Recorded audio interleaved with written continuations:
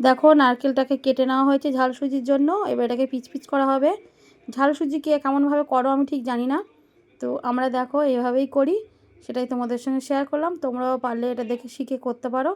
দেখো নারকেলটাকে কুচু কুচু করে নেওয়া হয়েছে। নারকেল তোমরা দিতে পারো, না দিতেও পারো, আমাদের ছিল ঘরে যার জন্য দিয়েছিলাম টেস্ট হওয়ার জন্য। আর এবার গাজরটাকে কাটা হচ্ছে, গাজর কেটে নেওয়া হলো।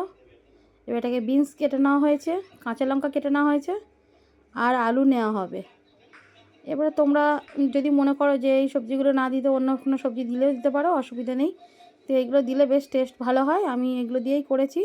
আর অনেক কদিন ধরে ভিডিও দেওয়া হচ্ছে না, ভাবলাম রান্নার ভিডিওটা আবার দিয়েই দিই। অনেক কদিন পরে সময় পেয়েছি তাই জন্য দিয়েছি। দেখো কড়াইতে ঘি দেওয়া হলো, ঘি দিয়ে করলে ভালো হয়।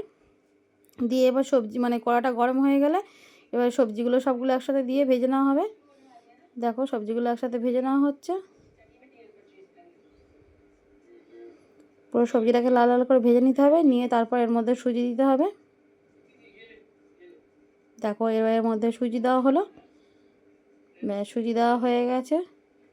দিয়ে একটু নেড়ে নেড়ে লাল লাল মতো ভাজা ভাজা হয়ে আসলে তারপর পরিমাণ বুঝে জল দিও। আমাদের জলের ভাগটা একটু বেশি পড়ে গেছিলো, যার জন্য একটু নরম হয়ে গেছিলো। যত জল কম দেবে তাহলে ঝুরো ঝুরো ভালো হবে। দেখো তেল দিয়ে না হলে একটু হালকা করে, এবার তেলটা গরম হয়ে যাবে, ভাজা ভাজা হয়ে গেলে তারপরে জল দিতে হবে। দিয়ে জল দিয়ে দেওয়া হবে এর মধ্যে। এবার দেখো জল দিয়ে দিচ্ছ মা, ব্যাস জল দেওয়া হয়ে গেল। দিয়ে এবার চাপা দিয়ে দেবো।